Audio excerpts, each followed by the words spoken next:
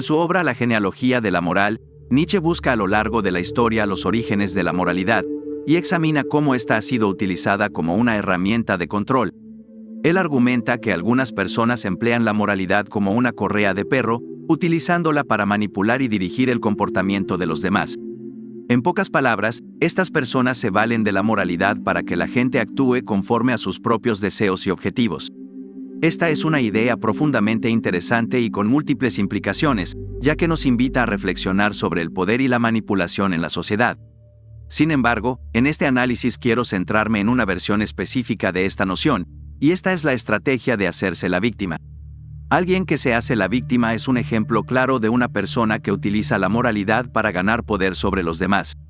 Al posicionarse como víctima, logra despertar empatía y apoyo, manipula la percepción de quienes le rodean, y en última instancia, consigue influir en sus acciones y decisiones. Este comportamiento no solo permite al individuo evitar responsabilidades, sino que también le otorga una posición de poder moral desde la cual puede dirigir y controlar a otros. Pero antes de que podamos entender qué significa hacerse la víctima, necesitamos primero comprender qué implica ser una víctima. Podemos definir a una víctima como una persona que ha sido explotada, perjudicada o abusada por otra. Esta explotación o abuso se puede considerar un crimen o una injusticia. Normal y generalmente, lo que buscamos para todas las víctimas es justicia. La justicia, según lo discutido por Nietzsche, puede pensarse como la restauración de lo que la víctima perdió cuando se cometió el crimen. En otras palabras, se puede considerar la justicia como un proceso de restitución, en el cual el perpetrador debe compensar a la víctima por el daño causado. Esta idea de justicia como pago de deudas implica que el criminal tiene la obligación de reparar el daño, redimiendo así la deuda moral que adquirió al aprovecharse de la víctima. No estoy afirmando que esta es la única definición de justicia, pero es una manera en que muchas personas la entienden, y es particularmente relevante en el contexto de este análisis. Entonces, ¿qué significa hacerse la víctima? ¿Qué distingue a una víctima genuina de alguien que finge serlo? ¿Y cómo se determina si alguien fue realmente explotado? La clave está en el concepto de consentimiento. Una persona es explotada cuando se utiliza su presencia o sus acciones de una manera a la que no consintió. Por lo tanto, una verdadera víctima es alguien que no dio su consentimiento o no estaba en condiciones de hacerlo. En contraste, alguien que se hace la víctima es una persona que dio su consentimiento de manera legítima, pero posteriormente afirma que no lo hizo. Alternativamente, puede alegar que tú consentiste algo a lo que en realidad no consentiste, o no estabas en posición de consentir. En tal caso, ¿por qué alguien se haría la víctima? En pocas palabras, las personas se hacen las víctimas para que alguien venga a rescatarlas de sus problemas. Están buscando un salvador que intervenga y los libere de la situación en la que se encuentran. Lo anterior expuesto hace que nos surja la siguiente pregunta: ¿cómo logra una víctima que la gente la rescate? Las personas que se hacen la víctima utilizan dos estrategias principales, que son la obligación y la culpa, o de manera similar, la piedad y el disgusto. Primero, enfoquémonos en la primera estrategia, que es la obligación y la culpa. En este caso, la persona que se hace la víctima afirma que tú aceptaste cosas que en realidad no consentiste o no estabas en posición de consentir. De esta manera, te imponen una obligación y te hacen sentir culpable por no cumplir con ella. Su objetivo es presionarte para que asumas una deuda que nunca consentiste aceptar. Consideremos el siguiente ejemplo. Imaginemos a Roberto, quien ha dedicado años de su vida a cuidar de su madre Dolores, después de que su padre falleciera. Dolores siempre le dijo a Roberto que lo cuidaría y apoyaría mientras viva en su casa y acepte sus reglas. Roberto, siendo un niño, aceptó este acuerdo implícito, pensando que así podría mantener una buena relación con su madre y asegurarle un lugar estable en su vida. Con el paso del tiempo, Roberto comienza a anhelar más independencia y a disfrutar de su vida personal, deseando pasar más tiempo con su pareja y amigos. Este deseo de autonomía lo lleva a planificar actividades fuera de casa y a participar en eventos sociales, algo que antes no hacía con frecuencia. Sin embargo, cada vez que Roberto decide hacer algo por sí mismo, o dedica tiempo a sus propios intereses, su madre reacciona con descontento. Ella empieza a acusarlo de ser desagradecido y de descuidar sus responsabilidades familiares. En lugar de apoyarlo en su búsqueda de independencia, la madre lo confronta. En este contexto, la madre de Roberto utiliza la culpa y la obligación para manipularlo emocionalmente. Ella presenta su sacrificio y los esfuerzos que ha hecho por él como una deuda que él ahora debe saldar, en lugar de reconocer que la autonomía de Roberto es una parte natural de su desarrollo. La madre crea una expectativa oculta de que Roberto debe devolverle un nivel de gratitud que, según ella, justifica su intervención constante y su descontento cuando él busca independencia. De este modo, transforma la relación en un juego de poder basado en la culpa, buscando que Roberto se sienta en deuda, y por lo tanto, se someta a sus demandas y expectativas, sacrificando así su propio bienestar y libertad en el proceso. Exploremos ahora la segunda estrategia que alguien utiliza cuando se hace la víctima: el uso de la piedad y el disgusto. En este enfoque, la persona que se hace la víctima afirma que no te otorgó un consentimiento válido, cuando en realidad sí lo hizo. Su objetivo es generar simpatía hacia sí misma y desdén hacia ti. Al provocar piedad en los demás, busca que te pongas de su lado y que otros te ayuden a resolver su problema. Al mismo tiempo, al fomentar el disgusto hacia ti, intenta influir en la opinión pública para que se pongan de su parte, aumentando así las posibilidades de que accedas a sus demandas. Volvamos al ejemplo de Dolores y Roberto. Imaginemos que Roberto decide mudarse a una nueva ciudad para comenzar un trabajo prometedor, mientras que su madre, Dolores, se queda en su hogar. Al no poder usar la culpa y la obligación para retenerlo, Dolores recurre a la piedad y el disgusto.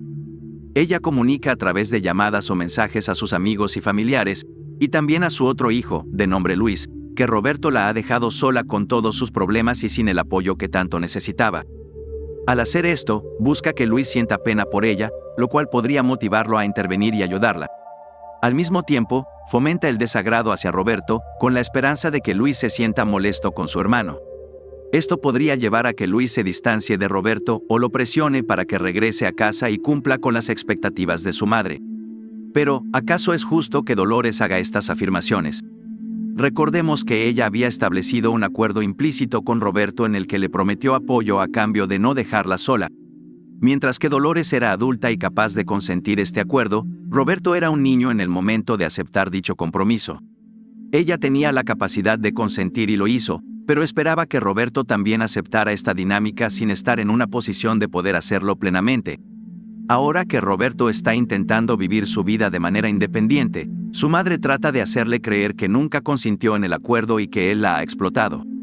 Este es solo un ejemplo de cómo alguien puede hacerse la víctima, pero este comportamiento puede manifestarse en muchos tipos de relaciones, ya sea entre parejas, familiares, amigos o colegas de trabajo. Todos aquellos que se hacen la víctima tienen algo en común, y esto es lo que omiten, o dicho de otra manera, los contratos encubiertos. La pregunta sería, ¿qué es un contrato encubierto?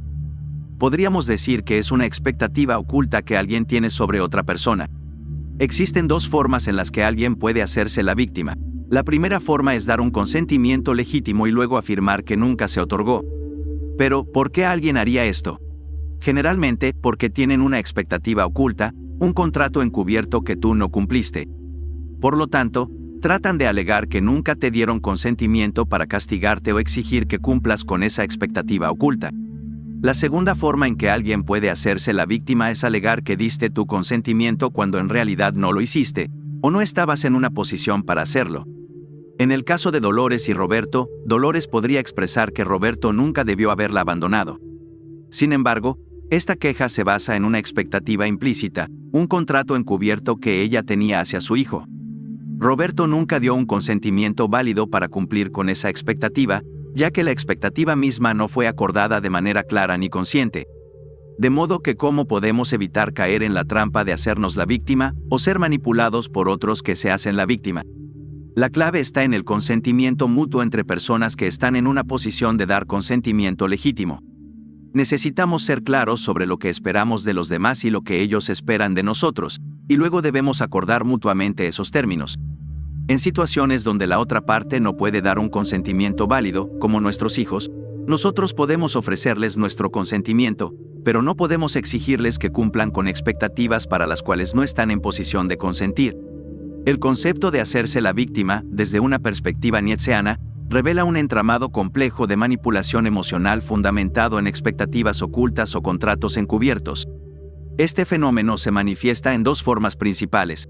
En la primera, alguien otorga un consentimiento legítimo en el momento, pero posteriormente niega haberlo dado, alegando que nunca aceptó ciertas condiciones. En la segunda forma, se presenta una afirmación de consentimiento que nunca se otorgó realmente o que no era posible otorgar en el contexto dado. Desde la visión de Nietzsche, esta dinámica de hacerse la víctima se entiende como una estrategia de poder encubierta. La víctima, al manipular la percepción de consentimiento, intenta reconfigurar las relaciones de poder a su favor, subvirtiendo los valores y expectativas preexistentes. En lugar de confrontar la realidad o asumir la responsabilidad, se recurre a la culpa y la obligación como mecanismos para obtener lo que se desea, a menudo manipulando la percepción de los demás para cumplir con expectativas no explícitas o injustas. Para superar esta trampa y evitar caer en la manipulación de aquellos que se hacen las víctimas, es esencial abordar la cuestión del consentimiento mutuo. Esto requiere una comunicación clara y directa entre las partes involucradas, donde cada uno exprese abiertamente sus expectativas y lo que está dispuesto a ofrecer. La clave es asegurar que el consentimiento sea dado de manera libre y consciente, respetando la capacidad de cada individuo para consentir de manera válida. En contextos donde una parte, como los niños, no está en una posición para ofrecer un consentimiento auténtico, es fundamental que el consentimiento y las expectativas sean manejados de manera que no se exploten las vulnerabilidades. Para terminar, cito una de mis frases favoritas de Nietzsche, esta vez de manera un poco más extensa. La cita dice lo siguiente: no es simplemente que me hayas mentido, lo que realmente me aterra es el hecho de que, debido a esa mentira, ya no puedo confiar en ti como antes. La desconfianza que se ha sembrado en mi interior por tu engaño es lo que realmente me inquieta y me llena de miedo.